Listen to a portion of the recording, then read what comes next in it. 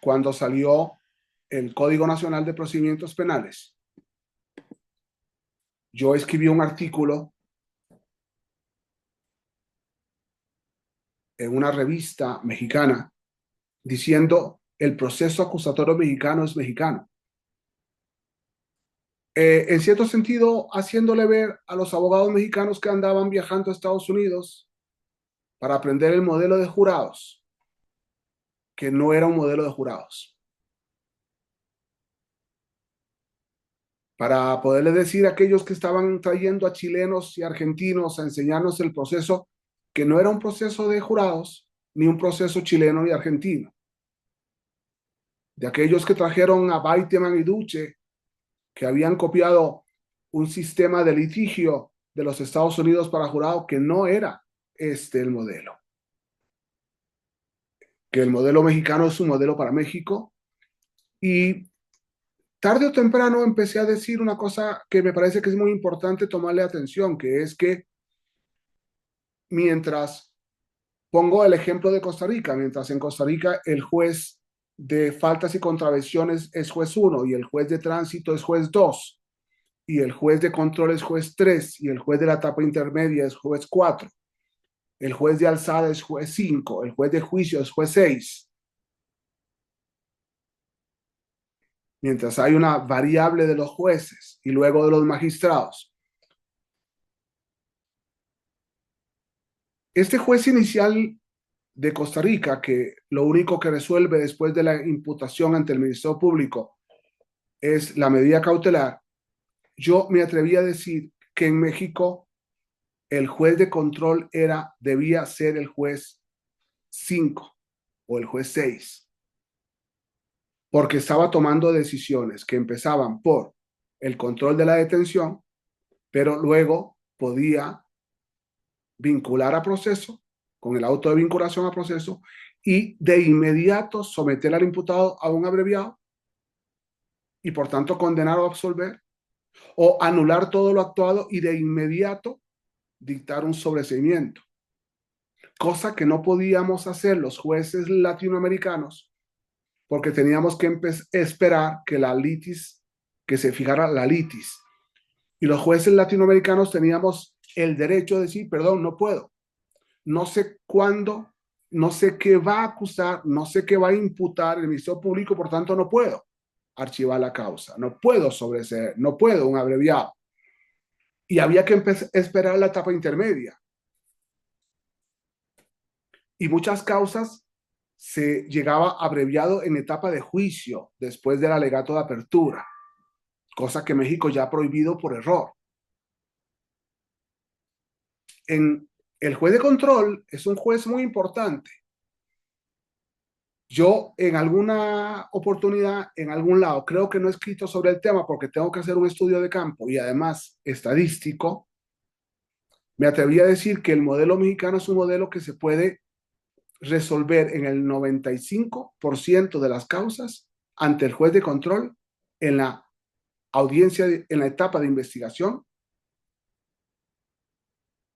porque este juez puede anular todo en el control de la detención y por tanto el Ministerio Público se queda sin pruebas y por tanto sobresee, o por el contrario, si el defensor se da cuenta que no hay posibilidades porque toda la prueba es en contra, negociar con el Ministerio Público un abreviado en la audiencia después de la imputación y por tanto no hay causa. Jueces de control valiosos, expertos, inteligentes, estudiosos y una sala primera que entienda esto que estoy diciendo, porque me atrevo a decir que no lo entiende y menos ahora, podría llevarnos a que el proceso mexicano sea un proceso de una sola etapa y de una sola audiencia.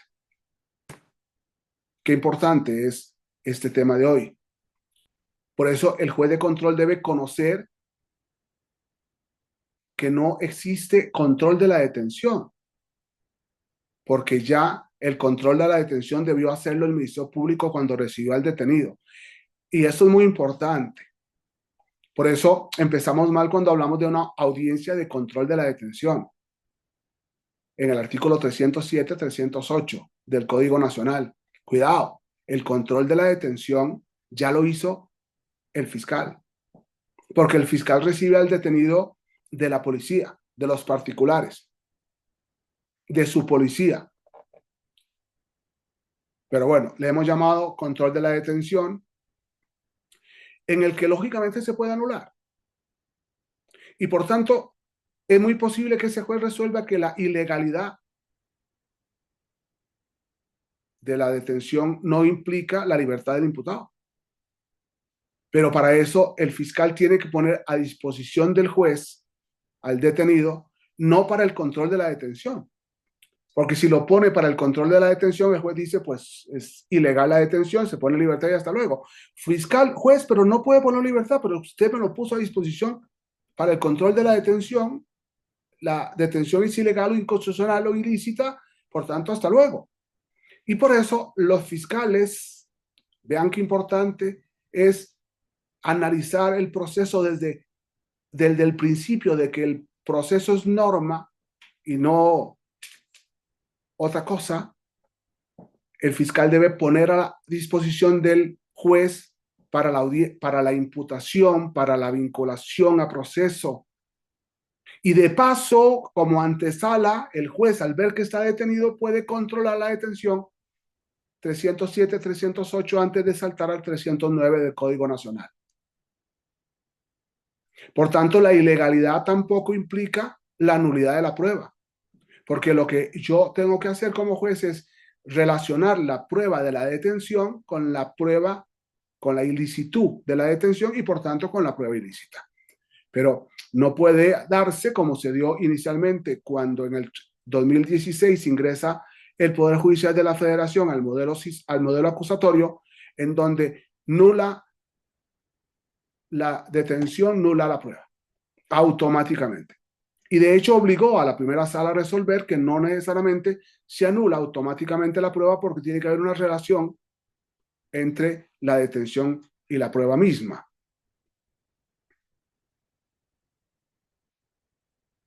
Es muy importante darnos cuenta que en la audiencia de control de la detención bastan unos minutos. Hay audiencias de 1 hora, 2 horas, 3 y todavía se suspenden para mañana. Me parece que no estamos entendiendo esta audiencia, no estamos entendiendo una frase que hoy los fiscales no me entienden cuando digo, o los jueces también. ¿Cuál es el objeto de la audiencia de control de la detención? El acuerdo de retención. Y lógicamente, si no hay acuerdo de retención, como no lo hay, el juez dice, pues sin lugar a la detención, sigamos. Porque yo no estoy aquí para una audiencia de control de detención, sino porque el fiscal me lo puso a disposición para imputarle los hechos y vincularlo o no a proceso y pedir o no una medida cautelar. Vea qué importante el discurso que estoy dando y la realidad de las audiencias de control de la detención en México.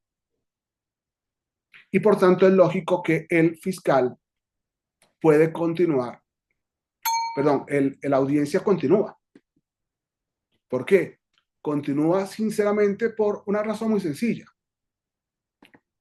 Porque la audiencia es de imputación, vinculación, medida cautelar y no control de la detención.